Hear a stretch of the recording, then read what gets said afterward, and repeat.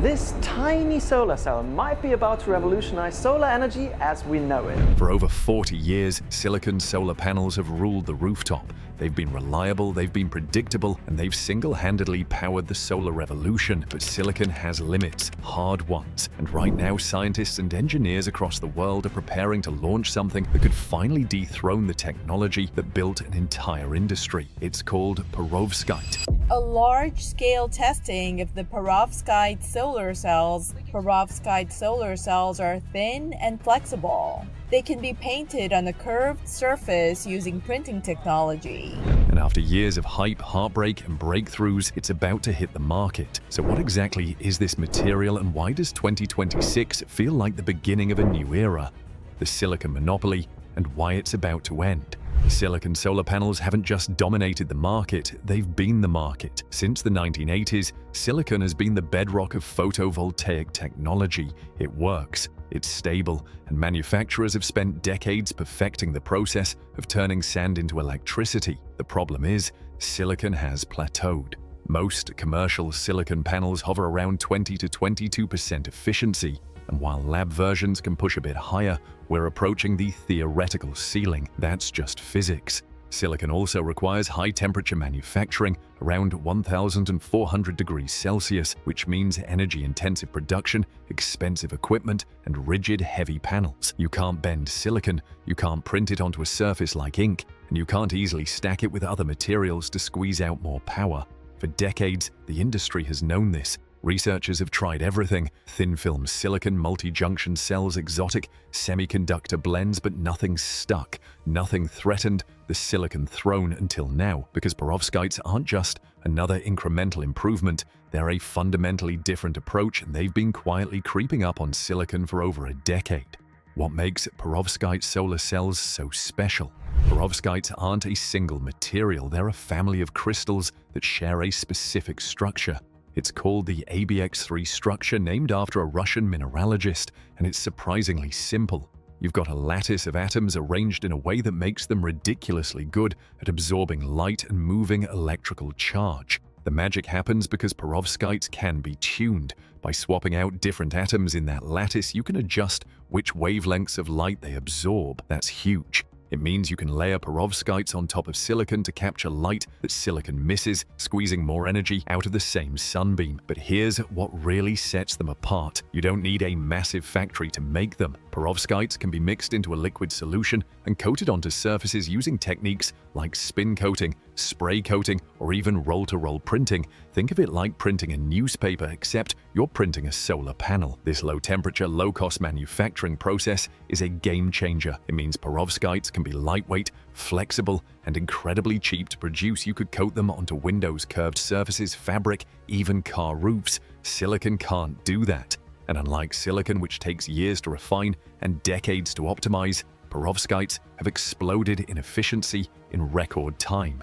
When researchers first started seriously studying them for solar applications around 2009, they were only about 3% efficient. By 2012, they hit 10%. By 2015, over 20%. Today, single-junction perovskite cells have exceeded 26% in the lab, and when you stack them with silicon in what's called a tandem cell, efficiencies have blown past 33%. That's approaching the theoretical limit for any solar technology, and it happened in just over a decade. The efficiency revolution that changes everything. Efficiency might sound like a boring technical detail, but it's everything in solar energy. Every percentage point means more power from the same amount of sunlight, which translates directly into lower costs, less land, and faster payback times. Silicon has been stuck in the low 20s for years. Perovskites shattered that ceiling almost immediately. The latest tandem perovskite silicon cells are now regularly hitting 33% efficiency in lab conditions, with some prototypes pushing even higher. That's not just impressive, it's transformative. To understand why, you have to think about what efficiency really means. A 20% efficient panel converts 1/5 of incoming sunlight into electricity. The rest becomes heat. A 33% efficient panel converts 1/3. That's a 65% increase in power output from the same surface area.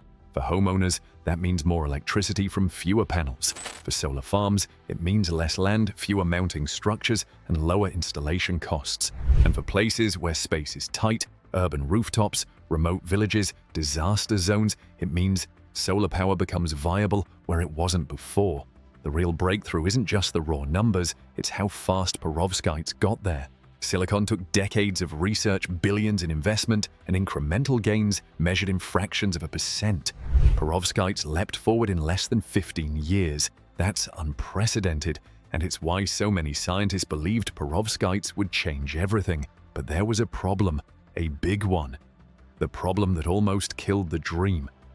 For all their promise, perovskites had a fatal flaw. They fell apart. Early perovskite cells would degrade within hours of exposure to air. Moisture was their enemy, so was oxygen and heat and UV light. Basically, all the things you find outdoors. Researchers would fabricate a cell in the lab, measure its efficiency, celebrate the results, and then watch it decompose within days, sometimes weeks if they were lucky. Silicon panels last 25 to 30 years in the field, often longer. Perovskites couldn't survive a summer. The problem was structural. Perovskites are soft materials. Their crystal lattice is held together by relatively weak ionic bonds, and when water molecules sneak in, the whole thing starts to break down. The ions migrate, the structure collapses, and the cell stops working. Heat accelerates the process. UV light causes photodegradation. Even small amounts of moisture could trigger a cascade of failure. It was a nightmare. For years, stability was the elephant in the room. Every time a research team announced a new efficiency record, the first question was always the same: how long does it last? And for a long time, the answer was embarrassing. This wasn't a minor engineering challenge, it was existential. No one would invest in mass production if the panels degraded in months. No utility would buy them. No homeowner would install them. Silicon might be less efficient, but at least it didn't dissolve in the rain. By the late 2010s, some scientists were starting to wonder if perovskites would ever make it out of the lab. The efficiency was there, but durability seemed like an unsolvable puzzle.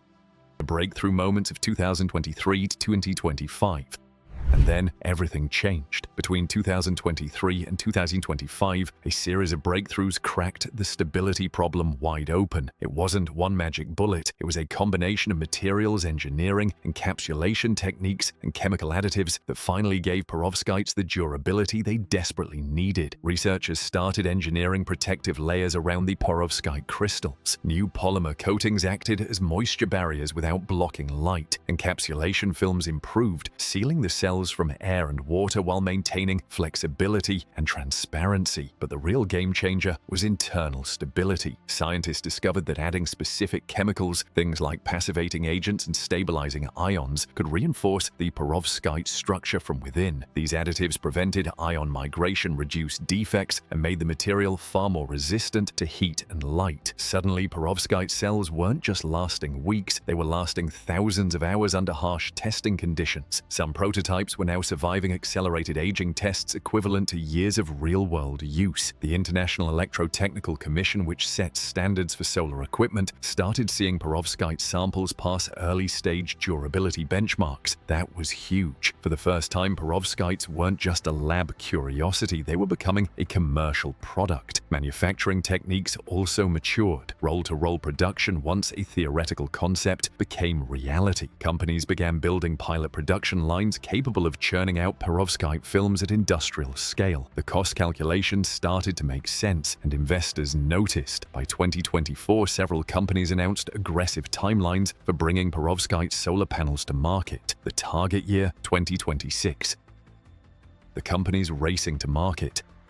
A handful of companies are now in a flat-out sprint to commercialize perovskites, and the stakes couldn't be higher. Oxford PV, a UK-based spin-off from Oxford University, has been a front-runner for years. They've developed tandem perovskite silicon cells that combine the best of both worlds: silicon stability with perovskite's efficiency boost. Their pilot production line in Germany has been refining manufacturing processes, and they've publicly stated plans to start mass production and commercial distribution around 2026. They're betting everything on tandem technology. Meyer Burger, a Swiss solar manufacturer, has also pivoted hard toward perovskites. After years of struggling in the silicon market, they're now investing heavily in next-generation cells. Their timeline points to production scaling up after 2025, with commercial products expected shortly after. In South Korea, Q-Cells, one of the biggest names in solar, is pouring billions into perovskite research and tandem cell development. They're not just experimenting, they're preparing for mass production. And then there's China. Chinese manufacturers, who already dominate the global silicon market, are rapidly building perovskite pilot lines. Some are already producing modules for testing projects. If history is any guide, once China scales up, prices will drop fast and production will explode. These aren't startups tinkering in garages. These are established players with deep pockets, global supply chains, and everything to gain. They're not just developing technology, they're building factories, securing supply chains, and negotiating deals. 2026 isn't a guess, it's a target they're actively working toward.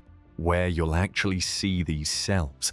So what will perovskites actually look like when they hit the market? Don't expect a sudden replacement of every silicon panel overnight. The first wave will be targeted. The most likely debut will be rooftop tandem panels, perovskite layers stacked on top of silicon cells. These will look almost identical to traditional panels, but will produce significantly more power. They'll cost more initially, but the efficiency boost will justify the price for early adopters and premium installations. Next, expect solar windows. Perovskites can be made semi-transparent, meaning you can coat them onto glass and generate electricity without blocking all the light. Office buildings, skyscrapers, and homes could integrate solar generation directly into their architecture. Building integrated photovoltaics, facades, skylights, canopies will follow. Perovskites' flexibility and lightweight make them perfect for surfaces where silicon would be too heavy or rigid. Portable applications are also on the horizon. Ultra-lightweight perovskite chargers for camping, disaster relief, and off-grid use could hit the market early. Think foldable solar panels that weigh a fraction of what silicon versions do. And then there's agrivoltaics, using semi-transparent perovskite panels over crops. The panels generate power while still letting enough light through for plants to grow. It's a dual-use strategy that could transform farmland into energy-producing zones without sacrificing food production. Large-scale solar farms will test perovskites too, but cautiously. Utilities need decades of proven reliability before committing to massive deployments. Expect pilot projects and hybrid installations first.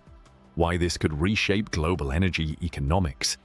If perovskites deliver on their promise, the implications go far beyond better solar panels. We're talking about a potential reshaping of global energy economics. Cheaper, more efficient solar could accelerate the transition away from fossil fuels faster than any policy or subsidy. Right now, solar energy is cost competitive in many markets, but it still requires significant land and infrastructure. Perovskites could shrink that footprint dramatically. Higher efficiency means less land needed for solar farms, which reduces environmental impact and makes solar viable in places where space is limited. Lower manufacturing costs, thanks to simpler production methods, could drive down the price per watt even further. That's critical for developing countries and off-grid communities where cost is the biggest barrier to energy access. And then there's the disruption factor. Silicon solar is a $200 billion industry dominated by a handful of countries and companies. Perovskites could upend that. New players, new supply chains, new manufacturing hubs. If perovskite production scales up as expected, we could see a major shift in who controls the solar market. Countries that invest early could leapfrog established leaders. This isn't just about technology, it's about geopolitics, trade, and energy independence. Solar power is already the fastest growing energy source on the planet. Perovskites could pour gasoline on that fire, and unlike silicon, which requires specialized equipment and expertise, perovskite production could be more distributed, more accessible. That democratizes solar manufacturing in ways silicon never could. We're standing at the edge of something rare, a genuine technological leap in an industry that's been stable for decades. Perovskites aren't just an improvement, they're a reinvention, and 2026 might be the year we look back on as the moment everything changed.